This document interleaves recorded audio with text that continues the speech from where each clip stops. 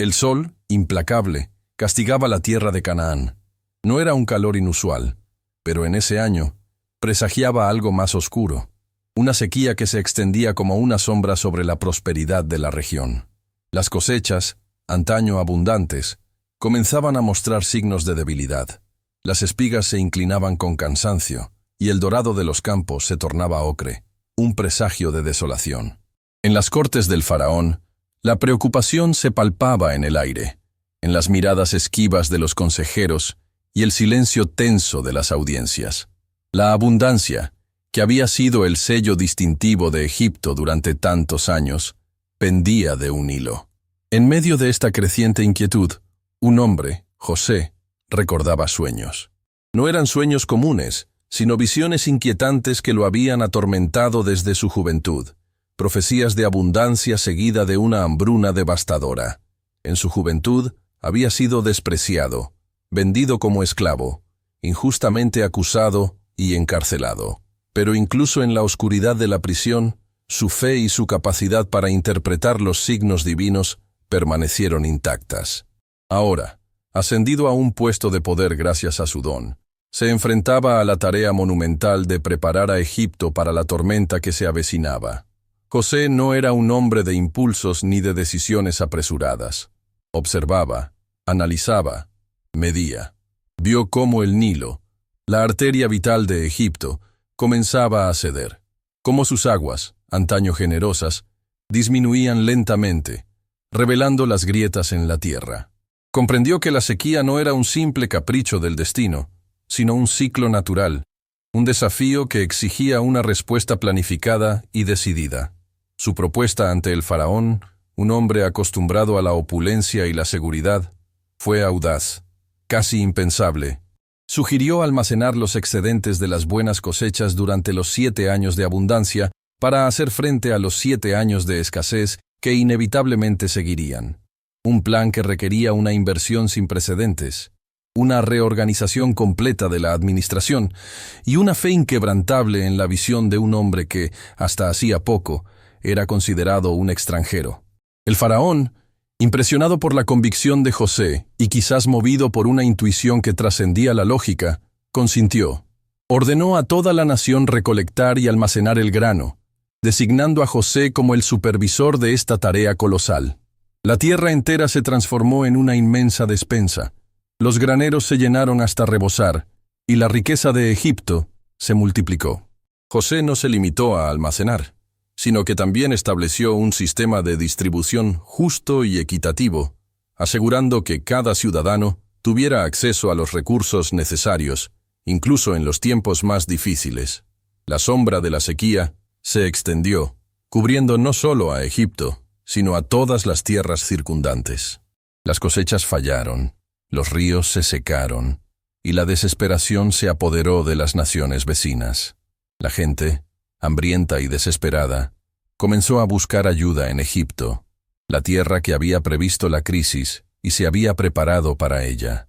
Las caravanas de mercaderes y mendigos se dirigían a las ciudades egipcias, buscando grano a cambio de sus posesiones, sus tierras, incluso sus vidas. José, ahora un líder respetado y temido, recibió a los visitantes con dignidad y justicia. No los explotó en su necesidad, sino que les ofreció grano a cambio de un precio justo, asegurando la supervivencia de sus pueblos. Su visión no se limitaba a la supervivencia de Egipto, buscaba la preservación de la vida en toda la región. Mientras la hambruna devastaba otras tierras, Egipto prosperaba, un faro de esperanza en un mundo sumido en la desesperación. La gestión prudente y la previsión de José se habían convertido en la salvación de un pueblo y la prueba tangible de una fe inquebrantable. La sequía, lejos de ser una catástrofe, se transformó en una demostración de liderazgo, un testimonio del poder de la planificación y la capacidad humana para superar la adversidad. La historia de José, un hombre que pasó de la esclavitud al poder, se convirtió en una leyenda, un símbolo de esperanza y un ejemplo de liderazgo visionario. La llegada de los hermanos de Jacob a Egipto, buscando sustento, marcó un punto de inflexión en la narrativa. José, ahora vestido con los ropajes del poder, los reconoció al instante.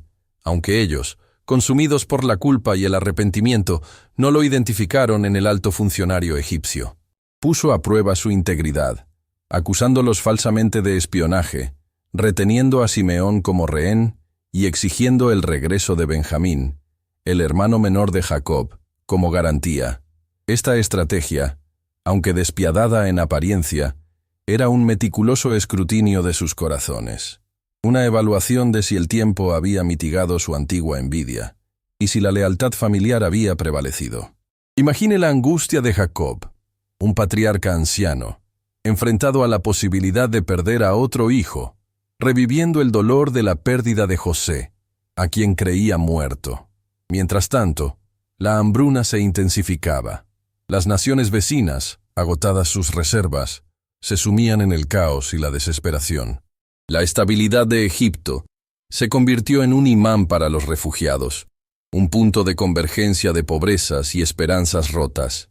José, consciente de la creciente presión sobre los recursos, implementó medidas drásticas. Estableció una distribución controlada del grano, priorizando a las familias con más miembros y a los más vulnerables. No obstante, el sistema fue diseñado para evitar la dependencia, incentivando el trabajo y la productividad. Las tierras fértiles, que antes eran propiedad de nobles y terratenientes, fueron redistribuidas entre los campesinos, fomentando una economía más equitativa. La figura de José se erigió como un baluarte contra el desánimo. No se limitó a administrar los granos. Inspiró confianza, transmitiendo una serenidad que calmaba los ánimos y disipaba el temor. Su liderazgo, imbuido de una profunda fe, se manifestaba en cada decisión, en cada gesto. Era como un pastor que guía a su rebaño a través de un valle oscuro, asegurando su protección y su sustento. Un liderazgo que se diferenciaba del despotismo del faraón. Un liderazgo basado en la justicia, la compasión y la previsión. La prueba final llegó con la segunda visita de los hermanos de Jacob. José, decidido a revelar su identidad, orquestó una serie de eventos que los confrontaron con su pasado. Plantó una copa de plata en el saco de Benjamín, acusándolo de robo y amenazando con encarcelarlo. Esta situación, un eco de su propia injusta condena años atrás, desencadenó una profunda crisis en los hermanos. Judá, el mayor, se ofreció como sustituto de Benjamín, implorando clemencia y asumiendo la responsabilidad por su hermano menor.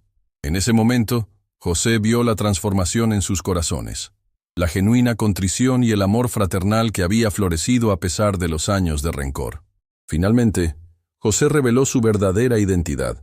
El encuentro fue un torbellino de emociones, incredulidad, alivio, remordimiento y alegría. La escena, cargada de dramatismo, fue un espejo que reflejó la profundidad del perdón y la redención. José no buscó venganza, al contrario, abrazó a sus hermanos y les aseguró un lugar en Egipto, ofreciéndoles tierras y protección. La reconciliación familiar, después de tantos años de separación y sufrimiento, se convirtió en un símbolo de esperanza, una prueba de que incluso las heridas más profundas pueden sanar. La historia se transformaba, de una narrativa de traición y desgracia a un relato de reconciliación y prosperidad, una metamorfosis orquestada por la sabiduría y la fortaleza de un líder visionario. La llegada de Jacob y toda su familia a Egipto fue un acontecimiento trascendental. El faraón, impresionado por la magnitud de la comitiva y la historia de José, les concedió la región de Gosén, una tierra fértil y próspera para que se establecieran. Imagine la escena: un anciano, rodeado de sus hijos, nietos y bisnietos, llegando a una tierra extraña pero prometedora, guiados por un hijo al que creían perdido. La gratitud de Jacob hacia José era inmensa, una mezcla de alivio, orgullo y arrepentimiento por los celos que habían envenenado su corazón en el pasado. Con el tiempo, la población de Israel en Egipto creció exponencialmente. Se multiplicaron como las estrellas en el cielo nocturno, llenando la tierra de Gosén con sus tiendas, sus rebaños y su vitalidad. Sin embargo, esta prosperidad trajo consigo un nuevo desafío: la desconfianza y el temor del faraón. Un faraón que no conocía a José, un soberano diferente al que había confiado en la perspicacia de aquel joven hebreo. Este nuevo gobernante, alarmado por el creciente número de israelitas, comenzó a verlos como una amenaza potencial para la seguridad de su reino. Así, comenzó una época de opresión. Los israelitas fueron sometidos a trabajos forzados, obligados a construir ciudades y monumentos para glorificar al faraón. Su vida se convirtió en una carga, un yugo de sufrimiento y desesperación. Pero incluso en la adversidad, su fe permaneció intacta. Continuaron rezando, esperando un milagro, aferrados a la promesa de un futuro mejor. La opresión, paradójicamente, fortaleció su identidad como pueblo, uniendo a las tribus bajo un sentimiento común de resistencia y esperanza. En medio de este panorama sombrío, nació Moisés, un niño hebreo destinado a convertirse en el libertador de su pueblo. Su nacimiento fue un acto de desafío contra el decreto del faraón, que ordenaba la muerte de todos los niños varones hebreos. Para salvarlo, su madre lo ocultó durante 3 meses y luego lo depositó en una cesta de junco en el río Nilo, confiando en la protección divina. Imagine la angustia de aquella madre, entregando a su hijo a las aguas, con la esperanza de que la corriente lo llevara a un lugar seguro. La cesta fue encontrada por la hija del faraón, quien, conmovida por la belleza del niño, decidió adoptarlo y criarlo como su propio hijo. Moisés creció en la corte egipcia, recibiendo una educación privilegiada y aprendiendo las artes de la guerra y la administración. Sin embargo, nunca olvidó sus orígenes hebreos. Un día, al presenciar el maltrato a un hebreo por parte de un egipcio, sintió una furia incontenible y en un acto impulsivo mató al egipcio. Este incidente lo obligó a huir de Egipto, buscando refugio en la tierra de Madián. Allí, se convirtió en pastor, un oficio humilde que lo prepararía para la tarea monumental que le esperaba. En la soledad del desierto, Moisés se conectó con lo divino, escuchando la voz de Dios en una zarza ardiente, una manifestación de la presencia divina que cambiaría el curso de la historia. La llama, inextinguible a pesar de no consumirse, simbolizaba la esperanza que persistía incluso en las circunstancias más desesperadas. La voz de Dios, resonando desde la zarza ardiente, encomendó a Moisés la misión de liberar a su pueblo de la esclavitud egipcia.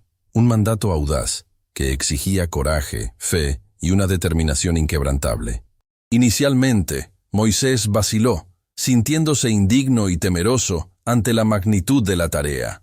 ¿Cómo podría un simple pastor enfrentarse al poderoso faraón y desafiar su autoridad?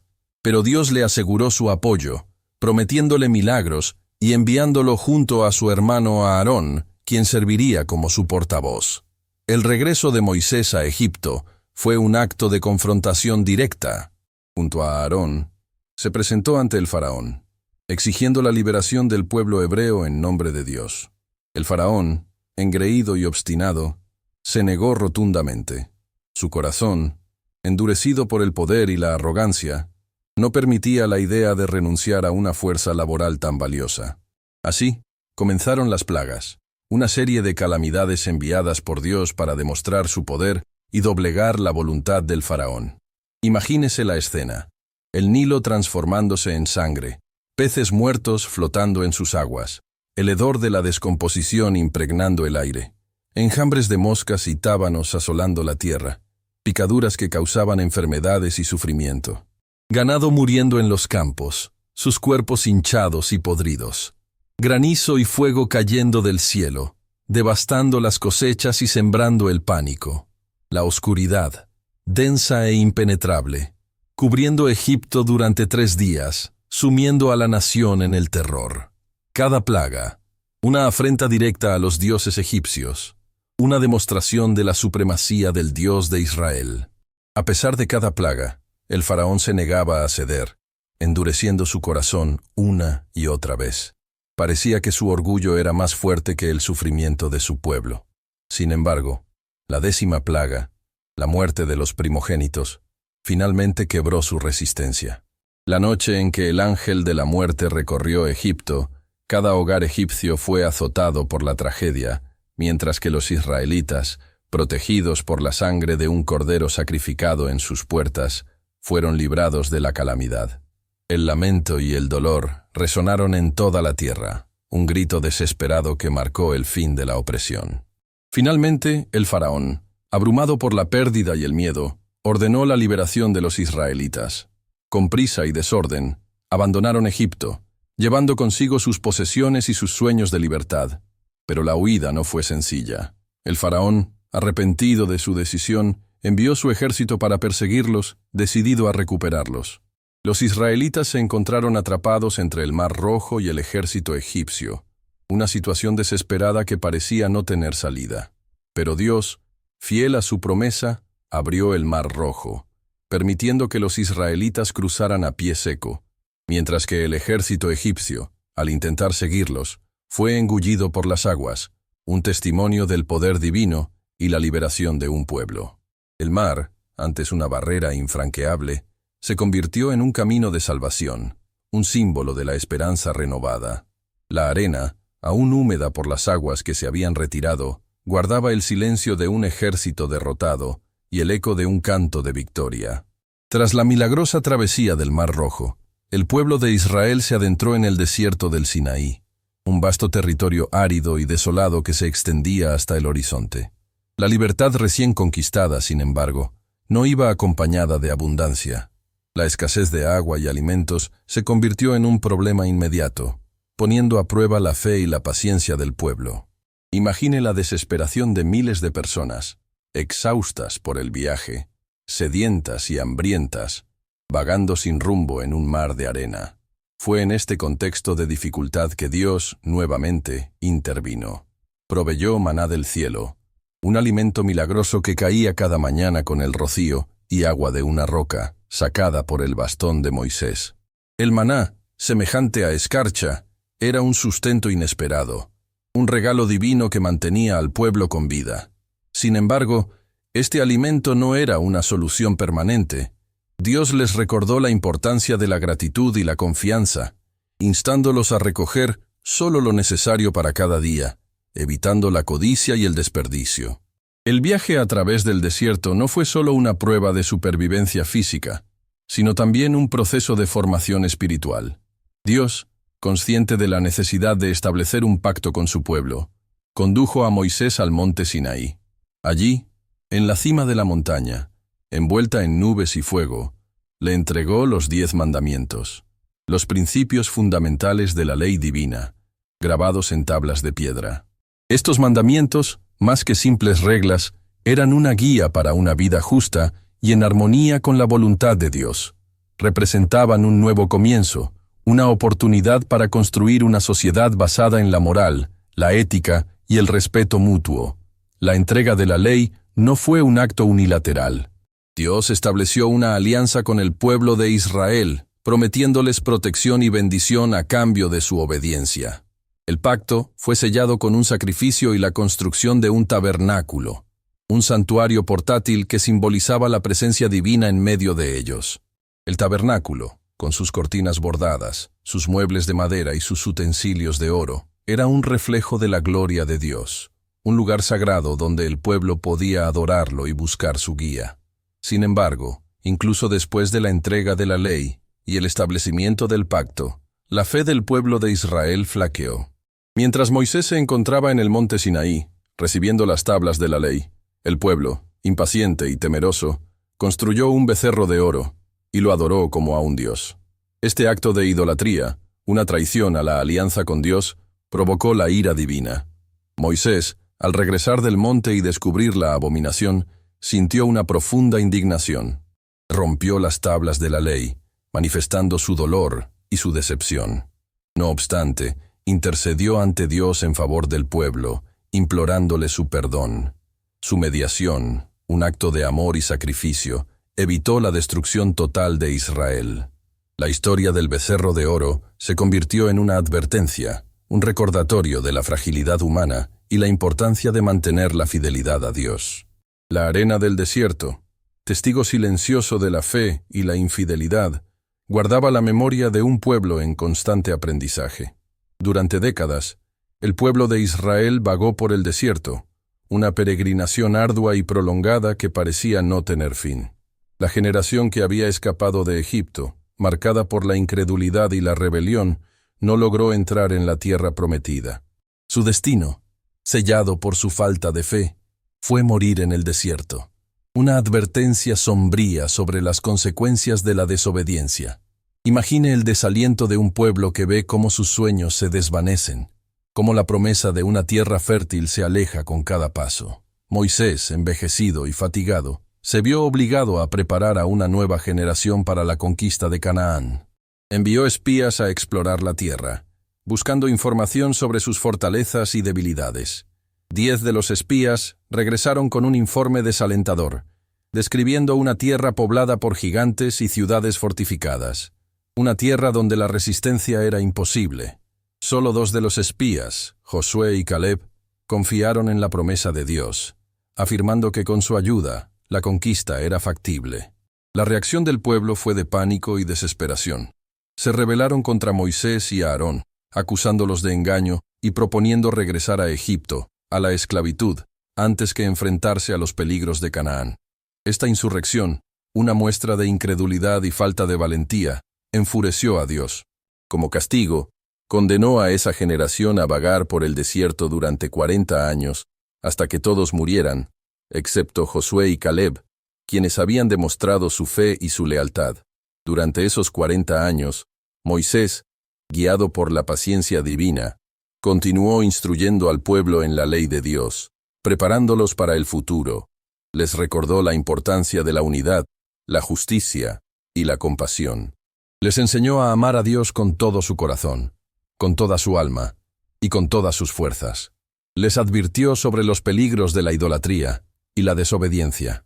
El desierto, convertido en un aula al aire libre, se transformó en un crisol donde se forjó la identidad del pueblo de Israel. A medida que se acercaba el final de su vida, Moisés ascendió al monte Nebo, un lugar elevado desde donde pudo contemplar la tierra prometida. Sin embargo, Dios le prohibió entrar en ella, recordándole su desobediencia en el desierto. Desde la cima de la montaña, Moisés bendijo al pueblo y le transmitió su última voluntad, encomendando a Josué el liderazgo y exhortándolo a ser valiente y obediente. Luego, en un lugar desconocido, Moisés murió, dejando un legado de fe, liderazgo y sacrificio. La muerte de Moisés sumió al pueblo en el luto, pero también les infundió un nuevo sentido de determinación. Josué, un hombre de coraje y humildad, asumió el mando y condujo al pueblo a través del río Jordán, hacia la tierra prometida. El río, que durante tanto tiempo había servido como una frontera natural, se abrió paso para permitir el paso del pueblo, un presagio de la victoria que les esperaba. La tierra de Canaán, con sus colinas verdes, sus valles fértiles y sus ciudades fortificadas, se extendía ante ellos, una promesa cumplida, un sueño hecho realidad. Pero la conquista no sería fácil. La tierra prometida, un lienzo esperando ser pintado con la historia de un pueblo elegido, aguardaba su destino. La entrada a Canaán no fue una bienvenida pacífica, sino el preludio a una serie de conflictos. La tierra, habitada por diversas tribus, ofrecía resistencia a la invasión israelita. Jericó, la primera ciudad en ser asediada, se convirtió en un símbolo de la fe y la obediencia. Imagine la escena. Los israelitas, marchando alrededor de la ciudad durante 7 días, seguidos por sacerdotes que tocaban trompetas de cuerno de carnero, un ritual aparentemente absurdo, pero cargado de significado espiritual. Al 7º día, al sonido de las trompetas, los muros de Jericó se derrumbaron, permitiendo a los israelitas tomar la ciudad sin derramamiento de sangre, una victoria inusual que demostró el poder de Dios. Sin embargo, no todas las conquistas fueron tan fáciles. La batalla contra los cananeos, los jebuseos, los amorreos y otras tribus fue larga y sangrienta. Josué, guiado por la estrategia divina, dividió la tierra entre las 12 tribus de Israel, asignando a cada una un territorio específico. El proceso de distribución, aunque justo en su concepción, generó conflictos y disputas, especialmente en las regiones más fértiles y estratégicas. A pesar de las victorias militares, la fe del pueblo de Israel comenzó a debilitarse. Se dejaron seducir por los dioses de las naciones conquistadas, adoptando sus costumbres y sus prácticas idólatras. Esta infidelidad, Una repetición de los errores del pasado provocó el descontento de Dios. La tierra, que había sido prometida como un regalo, se convirtió en un campo de batalla espiritual. Una de las historias más conmovedoras de este período es la de Rahab, una prostituta de Jericó que demostró una fe inquebrantable en el Dios de Israel. Albergó a los espías israelitas y los protegió del rey de Jericó, a cambio de la promesa de que su vida y la de su familia serían preservadas durante la conquista de la ciudad. Su acto de valentía y lealtad la convirtió en una figura venerada, un ejemplo de cómo la fe puede encontrarse en los lugares más inesperados. Rahab, una forastera, se integró a la comunidad israelita, demostrando que la gracia de Dios es universal y que la redención está al alcance de todos. Josué, consciente de la amenaza que representaba la idolatría, convocó a una asamblea en Siquem, el centro religioso de Canaán. Recordó al pueblo los actos de bondad de Dios, los milagros que había obrado y las promesas que había cumplido.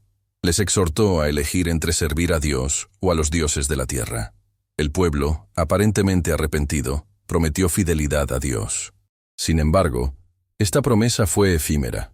Después de la muerte de Josué y de la generación que había conquistado la tierra, el pueblo de Israel cayó nuevamente en la idolatría, olvidando las lecciones del pasado.